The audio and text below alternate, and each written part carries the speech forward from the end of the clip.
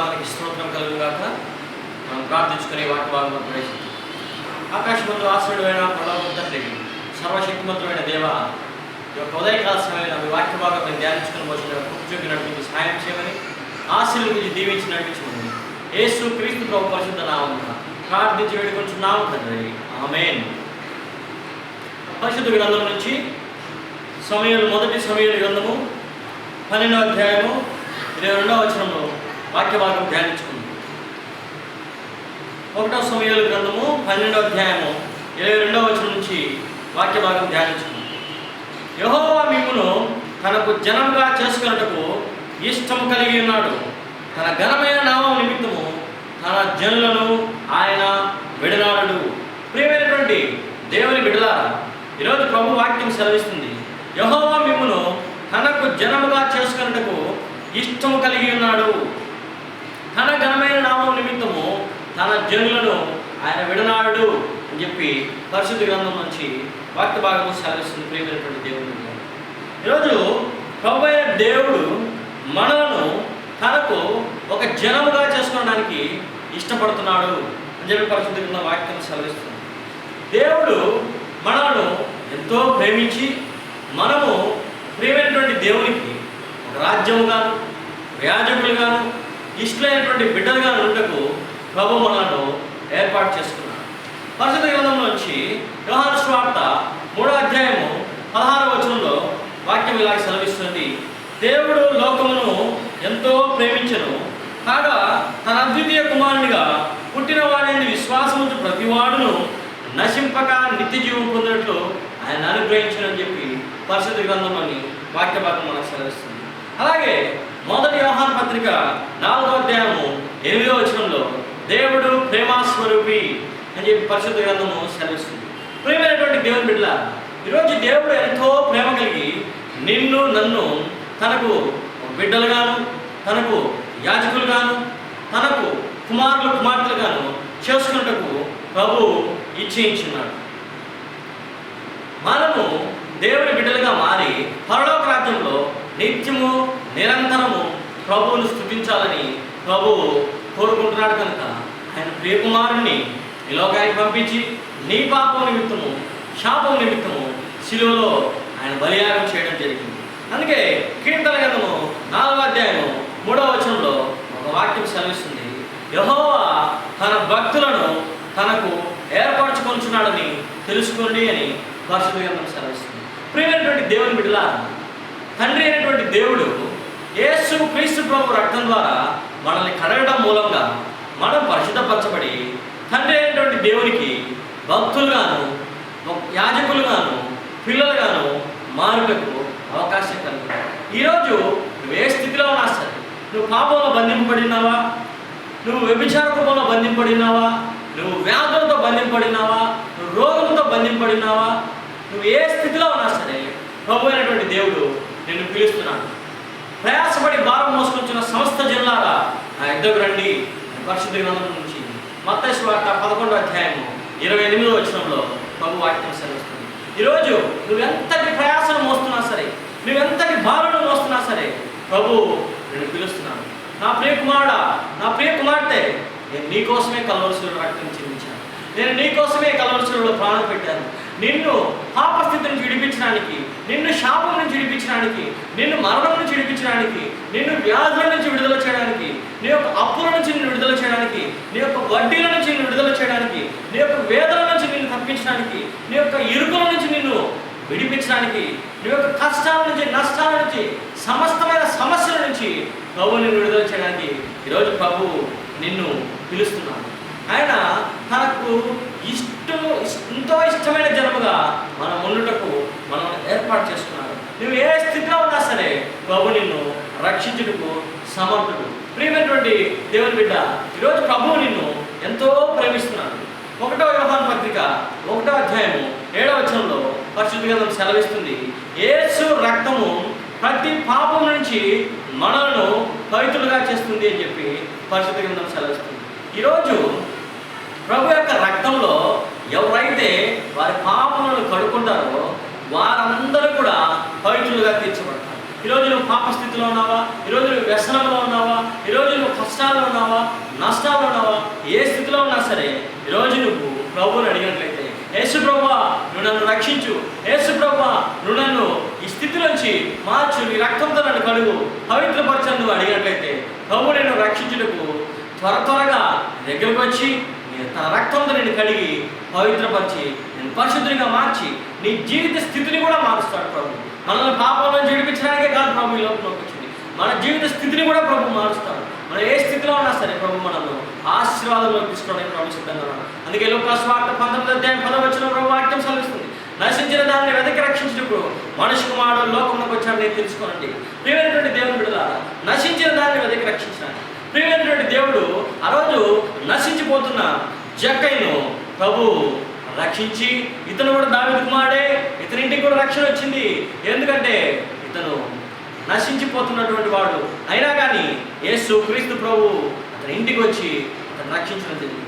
ఈరోజు నువ్వు ఏ స్థితిలో ఉన్నావో ప్రభు ప్రశ్నిస్తాను. నువ్వు ఏ స్థితిలో ఉన్నా సరే ఒక్కసారి నువ్వు ప్రభువుని అడిగినట్టయితే, యేసు ప్రభువా నన్ను జ్ఞాపకం చేసుకో అని శిలువలో దొంగ అడిగినట్టు నువ్వు ప్రభువుని అడుగు, ప్రభువా నేను ఏ స్థితిలో ఉన్నాను, నేను ఆ స్థితి నుంచి బయటకు రాలేకపోతున్నాను, నువ్వు నన్ను విడిపించు ప్రభువా అని నువ్వు అడిగినప్పుడు ప్రభు నిన్ను ఆ స్థితి నుంచి విడిపించడానికి సమర్థుడు. ఈరోజు ప్రభువు మనం ప్రతి పాపం నుంచి మనం పవిత్రులుగా చేయడానికి తన రక్తం చిందించాడు. కాబట్టి ప్రియమైన దేవుని బిడ్డలారా, ఈరోజు మనం చేస్తున్న పాపాలకు 2000 సంవత్సరాలకు పూర్వమే ప్రభు శిలువలో రక్తం చిందించడం జరిగింది.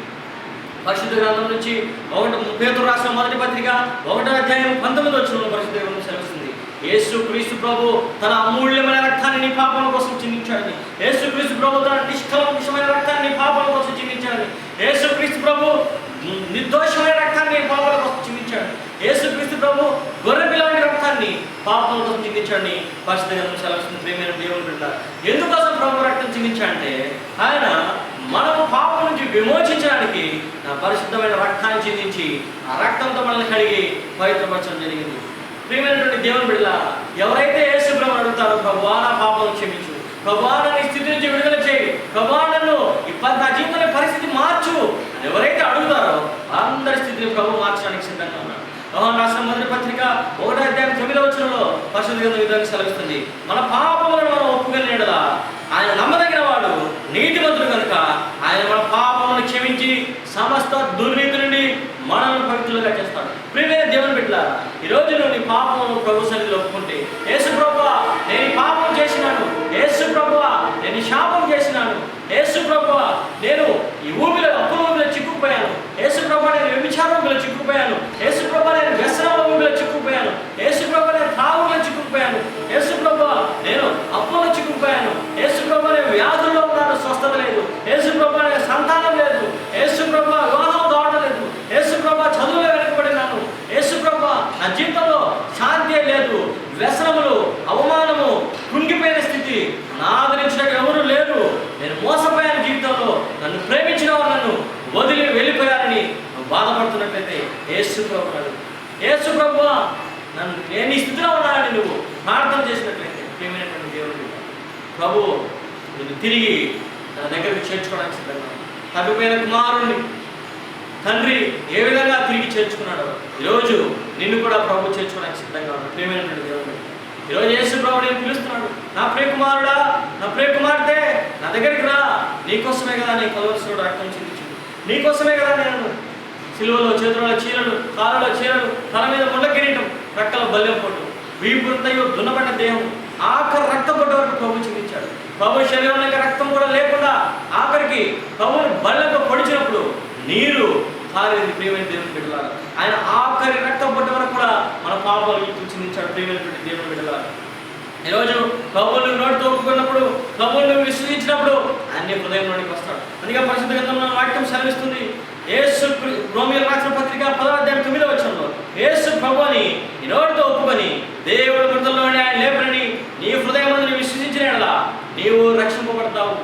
ప్రియమైనటువంటి దేవుని బిడ్డలారా, ఈరోజు యేసు ప్రభు అని నువ్వు నీ నోటితో ఒప్పుకొని ఆయన దేవుడు మృతుల నుంచి లేపాడని, నీ పాప నిమిత్తం నీ శాప నిమిత్తం ఆయన కలవలసిన రక్తం చెందించాడని, నీ పాప నిమిత్తమే ప్రభు శిలువలో బలియాగం చెంది ప్రభు మరణించి తిరిగి లేచాడని నువ్వు విశ్వసిస్తే రోజు నువ్వు రక్షింపబడతావు. నువ్వు రక్షింపబడినప్పుడు క్రీస్తునందు నూతన సృష్టి విశ్వసించి నీ పాత జీవితము ప్రభు ఇక జ్ఞాపకం చేసుకోడు, నీ పాత జీవితంకి జ్ఞప్తికొనదు. కీర్తన 103:12 ప్రభు వాక్యం సెలవుస్తుంది, ఆయన మన పాపను పడమటికి తూర్పు దూరమో అంత దూరము ఎత్తి వేసినాడని చెప్పి పరిశుద్ధ గ్రంథం సెలవుస్తుంది. ప్రేమైనటువంటి దేవుని బిడ్డలారా, ఈరోజు ప్రభు వాక్యం సెలవుచ్చింది ఇదిగా, ప్రభు మన యొక్క సమస్తమైనటువంటి పాపం నుంచి మనం కడిగి పవిత్రపరచడానికి ప్రభు శిలువలో బలియాగం చేశాడు. ప్రేమైనటువంటి దేవుని బిడ్డలారా, ఈరోజు నువ్వు ఏ స్థితిలో ఉన్నా సరే, సంతానం లేక బాధపడుతున్నావా, అప్పుల నుంచి విడుదల లేక బాధపడుతున్నావా, చదువులో పైకి రాలేకపోతున్నావా, నిరుద్యోగంతో ఉన్నావా, జీవితంలో అడుగటి పరిస్థితిలో ఉన్నావా, ఆత్మహత్య చేసుకోవాలని తలంపుతో ఉన్నావా, ఆత్మహత్యకు ప్రయత్నించి